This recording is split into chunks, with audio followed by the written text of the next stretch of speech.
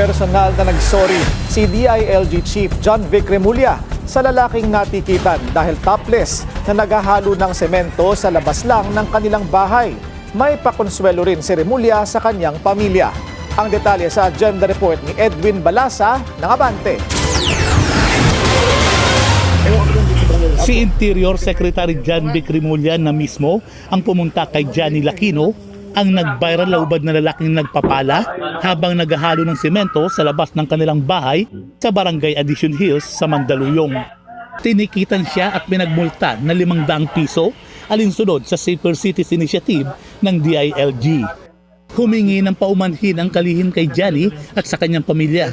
Aminado si Remulla sa pagkukulang niya. Kasalanan ko kasi yan kasi hindi ko na klaro sa kanila kung ano talaga ang mga katakanan. Siyempre, alam ko naman, nagtatrabaho dito, kumainit, magkatagal yung machine. Kaya siyempre, ganado mga bata natin eh. Ganado masyado. Kaya sabi ko, isip mo na, kung nagtatrabaho, isip mo sila. Ayan ang, ano yan eh, dala yan ng mga pulis na gusto talaga push yung katakanan namin. Tanggap naman ng pamilya ang paghingi ng sorry ni Remulla. Hindi naman po kami against talaga doon. Yung nag-react lang po talaga ako. Kasi nga po, bakit, kumbaga, dapat po warning po muna talaga, di ba? So, ticket po kasi agad. Humingi na rin ng dispensa ang Barangay Tanod na nag-issue ng ticket kay Johnny. Mula sa pagpala na nauwi sa multa, naging totoong pagpapala na kay Johnny ang pagbisita ni Remulla. Bukod sa ibinalik ang 500 pesos na binayad niya, may bonus pa. I-reimburse ko yan. Kung may kasalanan sa'yo, magkano para matapos yung tension niya?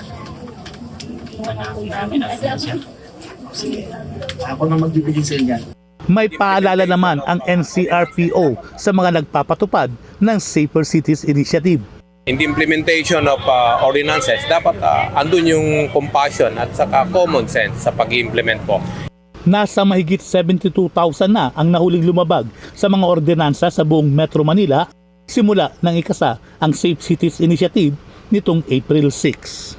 Para sa agenda, Edwin Balasa, Abante.